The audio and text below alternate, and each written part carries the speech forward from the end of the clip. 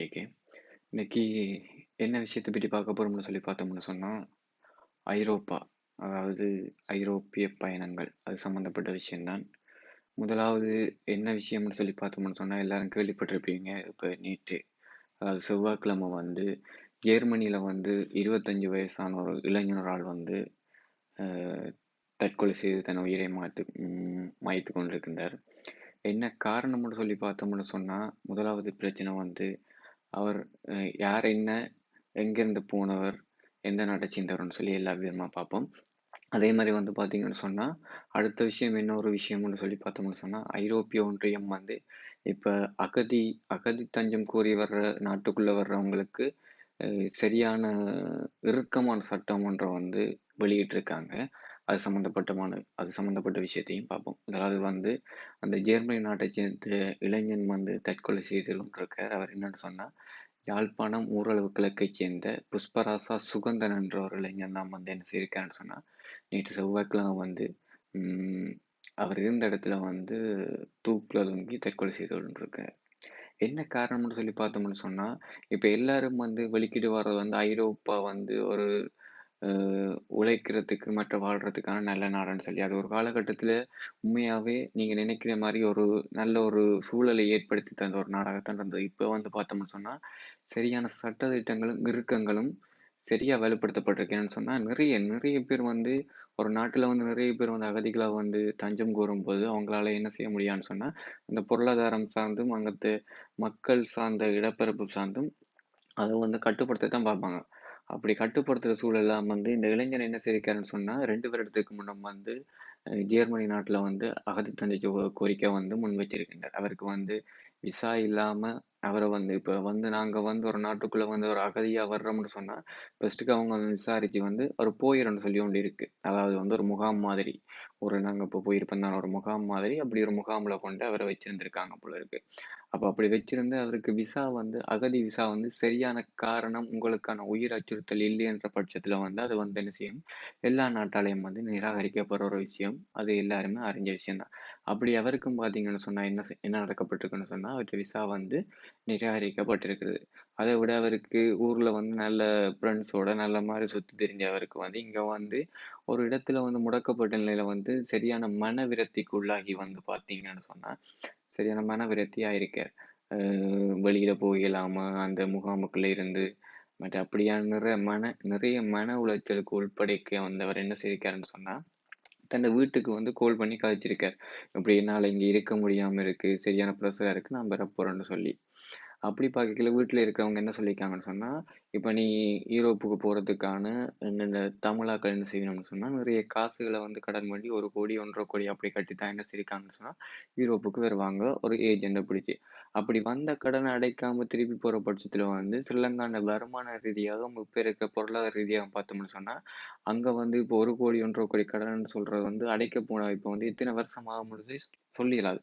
அவ்வளவுக்கு ஒரு இக்கட்டான சூழ்நிலையும், பொருளாதார நெருக்கடியிலும் இருக்கிற ஸ்ரீலங்காவுல, இப்படி ஈரோப்புக்கு வந்துட்டு ஈரோப்ப விட்டுட்டு போறது வந்து ஒரு சரியான கஷ்டமான சில பேர் வந்து நிலைச்சு நிப்பாங்க, கஷ்டப்பட்டு வேலை செய்து. சில பேரால வந்து அந்த குறிப்பிட்ட ஒரு விருப்பம் இல்லாம ஒரு குறிப்பிட்ட வயசுல வந்து பெற்றோர்ன்ற ஒரு இதாலேயோ, இல்ல அவங்களோட ஆசையாலயோ ஏதோ ஒரு காரணத்துக்காண்டி வர்றவங்க வந்து, அவங்க மைண்ட் பண்ணிட்டு வர்ற அந்த விதம் வந்து ஈரோப் வந்து ஊர்ல இருந்து பார்க்கையில வேறு விதமா இருக்கு. அதாவது ஈரோப்ல வந்து நாங்க வாழைக்குல வந்து அது வந்து சரியான நாங்க நினைத்ததுக்கு எதிர்மாறா தான் இருக்குங்க. அத வந்து இப்ப எதிர்கொண்டு வாழ முடியாதவங்க இப்படியான விபரீதமான முடிவு எடுக்குறாங்க. அதுதான் பிரச்சனை. வந்து நீங்க ஈரோப்புக்கு வர போறீங்கன்னு சொன்னா, சரியான ஒரு மனதைரியத்தோடையும், இதோடையும் வாங்க. இங்க வந்தா ஊர்ல இருக்கிற மாரி ஈஸியா உழைச்சிடலாம், வேலைக்கு கடன கட்டிடலாம்ன்ற ஒரு நினைப்பு இருந்துச்சுன்னு சொன்னா, அது இப்பத்த காலகட்டத்தில வந்து சாத்தியப்படாத ஒரு விஷயம். அப்படி அவர் வந்து வீட்ல கேட்கும்போது அவங்க வர வேண்டாம்னு சொல்லியிருப்பாங்க போல. அந்த மன விரக்தியில தூக்குல தொங்கியிருக்காருன்னு சொல்லி அவருடைய நியூஸ் வந்து சோசியல் மீடியால எல்லாருமாலும் ஷேர் பண்ணிட்டு இருக்காங்க. இப்ப அது வந்து எங்களுக்கு இது முதலாவது விஷயம் இல்ல. இப்படி பிரான்ஸ்ல ஏற்கனவே ரயில்ல பாய்ஞ்ச ஒரு ஆள் வந்து தற்கொலை செய்திருக்கிறார். அப்படி வந்து நிறைய தற்கொலைகள் வந்து இப்ப நிறையவே நடந்துட்டு இருக்கு. இப்ப ஈரோப்புக்கு வர்ற நீங்க வந்து ஒரு கணம் யோசிச்சுட்டு வாங்கன்னு சொல்றேன். வர வேண்டாம்னு சொல்லல வாங்க. வரும்போது உங்களுக்கான ஒரு சுற்றுச்சூழல் வந்து உங்களோட சகோதரங்கள் அப்படி யாரும் இருந்தாங்க. உங்கள வச்சு இதன் பார்ப்பாங்க. ஒரு கட்டத்துல உங்களுக்கு ஹெல்ப் பண்ணுவாங்கன்னு சொன்னா, அப்படியான சந்தர்ப்பத்துல கண்டிப்பா வாங்க வராதீங்கன்னு சொல்லல. அதே மாரி இன்னும் ஒரு விஷயம் என்னன்னு சொன்னா, இப்ப வந்து மனித உரிமைகள் ஆணையம் வந்து யூரோப் ஒன்றியத்தில தான் அ இருக்கு. அவங்க வந்து என்ன செய்றாங்கன்னு சொன்னா, மனித உரிமை மனிதாபிமானத்தின் அடிப்படையில நெறைய இதுகள்லாம் நெறைய செய்து கொண்டு வந்தாங்க. இப்ப என்ன என்ன பிரச்சனைன்னு சொன்னா, ஈரோப் ஒன்றியம் சேர்ந்து வந்து இப்போ ஒரு கடந்த ஒரு கிழமையில வந்து முடிவெடுத்திருக்காங்க. என்ன என்ன விஷயத்த பற்றின்னு சொன்னா, அதாவது ஈரோப் ஒன்றியத்துக்குள்ள வார அகதிகள வந்து முற்றும் முழுதாக கட்டுப்படுத்துற நோக்கத்துல வந்து ஒரு தீர்மானம் வந்து எடுத்திருக்காங்க. என்ன தீர்மானம்னு சொல்லி பார்த்தீங்கன்னா, இது ஆல்ரெடி இந்த தீர்மானம் வந்து அ லண்டன்ல வந்து நிறைவேற்ற போறோம்னு சொல்லி நிறைவேற்றப்பட்டு, அது நிராகரிக்கப்பட்ட ஒரு விஷயம். அதாவது லண்டன்ல வர அகதிகள் எல்லாரையும் வந்து நாங்க ருவாண்டா என்ற ஒரு தீவுக்கு அனுப்ப போறோம்னு சொல்லி ஒரு முடிவு ஒன்று எடுத்து அவங்க வந்து என்ன செய்வாங்க, அத வந்து நடைமுறைப்படுத்துற காலத்துல வந்து அங்க இருந்த பிரதமர் மாற்றம் காரணமாக அது வந்து இல்லாம ஆக்கப்பட்டது. அது எல்லாருமே தெரிஞ்சிருப்பீங்க. அதே மாரி இப்ப வந்து ஈரோப் ஒன்றியம் வந்து சேர்ந்து முடிவெடுத்திருக்காங்க என்னன்னு சொன்னா, ஈரோப்புக்குள்ள வார அகதிகள், அதாவது உங்களுக்கு உயிர் அச்சுறுத்தல், உயிர் ஆபத்துன்னு சொல்லி இப்ப ஈரோப்புக்குள்ள களவா அ அதாவது அ சட்டவிரோதமா வர்ற ஆட்கள வந்து என்ன செய்ய போறாங்கன்னு சொன்னா, அகதி விசா வந்து கோர்ற பட்சத்துல அவங்கள வந்து ஈரோப்புக்குள்ள வச்சிருக்காம, ஈரோப்ப தாண்டி ஒரு ஆப்பிரிக்க நாடோ ஏதோ ஒரு நாட்டுல வந்து அவங்கள ஒரு முகாம் மாதிரி ஒண்ணு போட்டு, அங்க வச்சு அவங்களுக்கு விசாரணை இதெல்லாம் முடிச்சு, அவங்களுக்கு அகதி விசா கிடைச்சா மட்டும் எந்த எந்த நாட்டுக்கு அகதி தஞ்சம் கோரி வந்தாங்களோ, அந்த நாட்டுக்குள்ள உள்ளெடுக்கிற மாதிரியும், இல்லாத பட்சத்தில என்ன செய்றேன்னு சொன்னா, உங்கள தாய் நாட்டுக்கு உங்கள திருப்பி அனுப்புற ஒரு நடவடிக்கை ஒண்ணு செய்றதுக்காண்டி, இந்த சட்டத்த வந்து அவங்க என்ன செய்திருக்காங்கன்னு சொன்னா, அமுல்படுத்துறதுக்கு கலந்தாலோசிச்சிருக்காங்க. அதே மாரி என்னன்னு சொன்னா, இப்ப வந்து யூரோப் ஒன்றியத்துல நீங்க பிரான்சுக்கு வந்து அகதி தஞ்சம் கோரி வாரீங்கன்னு சொன்னா, இப்ப பிரான்ஸ்ல இடம் இல்ல. இங்க அகதிகள் இப்ப இந்த வருஷத்துக்கான அகதிகள் வந்து ஒரு குறிப்பிட்ட ஆட்கள விட கூடிட்டது. அப்ப பக்கத்துல இருக்க யூரோப் இத்தாலியோ, இல்லாட்டி ஜெர்மனோ, இல்ல வேற ஒரு நாட்டுக்கோ வந்து உங்கள வந்து அனுப்புறதுக்கான கோரிக்கைய வந்து முன்வைப்பாங்க. அப்படி எந்த நாடு உங்கள ஏற்றுக்கொள்ளாத பட்சத்துல அவங்க நிராகரிக்கிறாங்களோ, அந்த நாட்டுட்ட இருந்து 20,000 ஈரோக்கள் மாதிரியான ஒரு தொகைய வந்து அறவிடுறதாகவும் அதுல வந்து குறிப்பிடப்பட்டிருக்கு. அதுக்குரிய அந்த சின்ன ஒரு இது ஒண்ணு இருக்குது. அதையும் நான் இந்த காணொளியில வந்து உங்களுக்கு இதன்றேன் பாருங்க.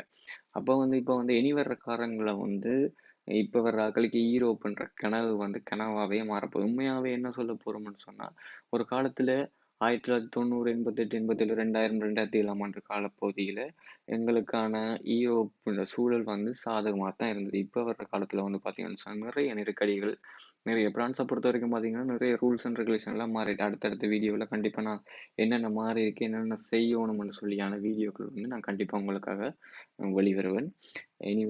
இனி வர்ற காலபட்சத்துல வந்து பார்த்தீங்கன்னு சொன்னா, ஈரோப்பின் சட்ட திட்டங்கள பார்த்து, அது என்ன மாரியான நடைமுறையில் இருக்குன்னு பார்த்து, ஈரோப்பின் பயணங்களை மேற்கொள்ளுங்க. அத விட எப்பவுமே நீங்க என்ன செய்றீங்க, ஈரோப்புக்கு ஏன் களவா வரப்போறோம்னு சொல்ல ஒரு சிந்தனை வந்து எங்கள் மத்தியில பரவிட்டு.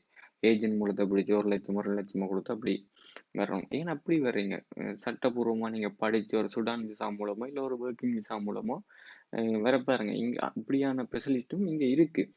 அ யூரோப்புக்கு வந்து இப்ப பிரான்ஸுக்கெல்லாம் வந்து பார்த்தீங்கன்னு சொன்னா, ஸ்பான்சர்ஷிப்ல வந்து ஒரு கடை ஒன்று இருக்கோ, இல்ல ஒரு நிறுவனம் ஒன்று இருக்கோ, உங்கள்ட்ட சொந்தக்காரர் யாரோ வந்து உங்கள ஸ்பான்சர் பண்ணுவாங்களான்னா, நீங்க அந்த கடையில வந்து வேலை செய்து, யூரோப் எப்படி இருக்கு? யூரோப்ல வாழலாம் என்னான்னு சொல்லி உங்களுக்கான இதுகள் வந்து தெரிஞ்சு கொள்ளக்கூடியமா இருக்கும். அப்படி இல்லாத பட்சத்தில நீங்க என்ன செய்யலாம், உங்க தாய் நாட்டுக்கு திரும்பி போற ஒரு ஆப்ஷனும் உங்களுக்கு கிடைக்கும். அது மாரி இல்லைன்னு சொன்னா, நீங்க மேல் படிப்பு படிக்கிறதுக்காண்டி ஒரு யூனிவர்சிட்டில வந்து அப்ளை பண்ணி, அதுல கிடைச்சு அப்படி வந்து பார்த்து, அப்படி நீங்க படிச்சுக்கொண்டும் பார்ட் டைமா வந்து இங்க வேலை செய்யக்கூடிய ஆப்ஷன் நிறைய இருக்கு. இப்ப அகதி விசாவுல தான் பெறணும், களவா தான் பெறணும்ன்ற ஆப்ஷன நீக்கி, நீங்களும் அதாவது சட்டபூர்வமான ஒரு முறையில வர பாருங்க. அதுதான் உண்மையான நல்ல சிறந்த ஒரு வழி யூரோப் வர்றதுக்கு. நான் இனி அடுத்தடுத்த காணொளியில என்ன செய்றேன்னு சொன்னா, யூரோப்ல வந்து இப்ப அகதியா வந்து அகதி தஞ்ச கோரிக்கை வந்து கேட்டு என்னென்ன பிரச்சனைகள் இருக்கு, எப்படி எப்படி நீங்க மூவ் பண்ணி போகணும்ன்ற வீடியோ வந்து கண்டிப்பா உங்களுக்காக தருவேன். அ கண்டிப்பா என்னோட வந்து இந்த சேனல்ல சப்ஸ்கிரைப் பண்ணிட்டு இணைஞ்சு கொள்ளுங்க. நன்றி.